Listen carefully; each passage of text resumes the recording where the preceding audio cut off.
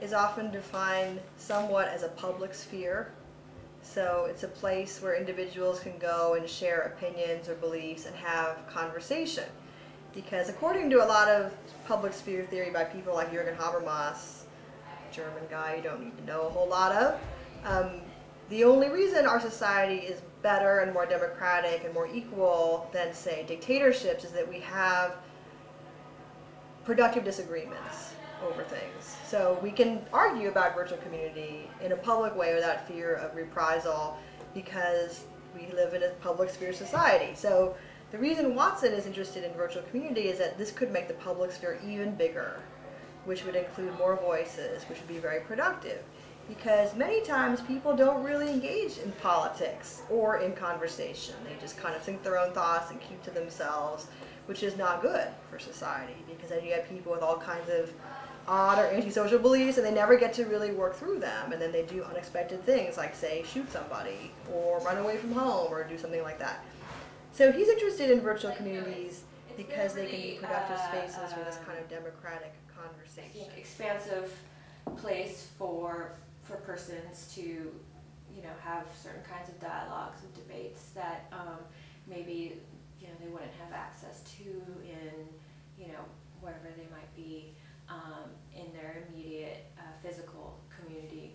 So, you know, so that's been really nice to, you know, for me it's really great to be able to catch up on, you know, what's happening at the, you know, San Francisco Asian American Film Festival by reading, you know, blogs and being able to check out little trailers for things online because I'm here and I can't go to any of those things, and those movies aren't going to be coming here anytime soon. So things like that have been, I think, really, really great for producing,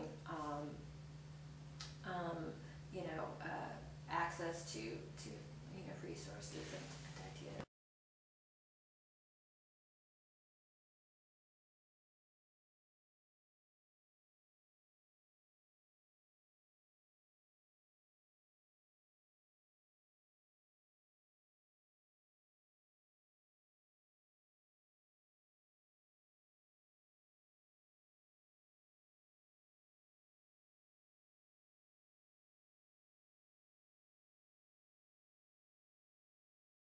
But your question is it community?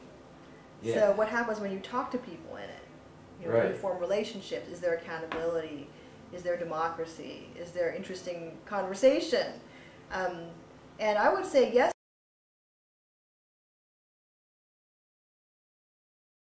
I visited him one summer and he was like, I have this great game, I play with it, I play all the time, I talk to all my friends on it. And so then I started playing to talk to my brother, because he was like, oh, if you play, then we can hang out online together when you're in Illinois and I'm in California.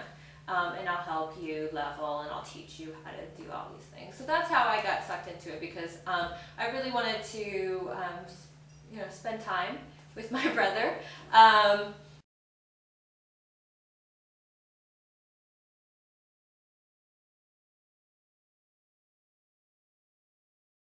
Which is that there is often rampant sexism, there's often a lot of nationalism, prejudice against people from other countries, and as you know, if you've played any games that have voice, I talked to some undergrads today, and they play Halo 3.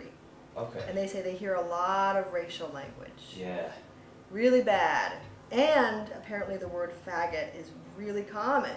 Like, you can't play for more than 2 minutes without hearing it. That is not the virtual community that I want to live in. Right. And probably that most of you don't want to live in either. But that's what there is. Yeah. And some of that does have to do with virtual worlds that are anonymous. I don't know if you know this, but when you die, your Facebook profile doesn't belong to your ancestors, it belongs to Facebook. And they don't take it down even if you ask. So there's been some legal conversation about whether this is right or wrong. Like, what kind of property is a Facebook profile? Is it something that the company owns? And they justify this by saying, well, people have the right to go online and memorialize this guy. But if you're a child of this person and you don't want that up, it seems to be, for anyone to look at, it seems to be your right to take it down.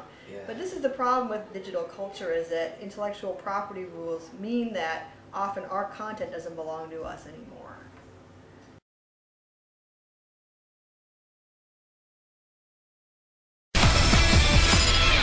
the Craigslist killer, a man who apparently goes after women he finds on the internet bulletin board site. His latest victim, a masseuse, found mortally wounded in this luxury hotel in Boston. Police say they don't know who killed her. The Craigslist example is a really good one because the thing I found most disappointing and surprising about it was not that you can meet a predator online, because that's been the case for a long time, but the press really emphasized that he didn't fit the profile. I want you to take a very close look at the still pictures that were grabbed from this surveillance video, because normally in Boston you wouldn't give this man a second look. A well-dressed, good-looking guy texting on his cell phone.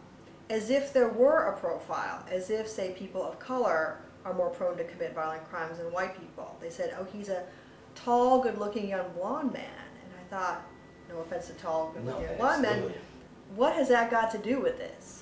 You know, why bring this up if there weren't already some idea that people make judgments based on appearance, and often incorrect judgments? So the implication is that the internet lets you hide who you are temporarily, but when it comes to real life encounters, as you say, people still profile each other very much. And so his looking so innocent probably made it harder to catch him. They had that photograph of him a while ago and they said this man was seen leaving, but they didn't, I think, follow it up as strongly as they would have if it had been an African American man or an Asian man or a Latino man.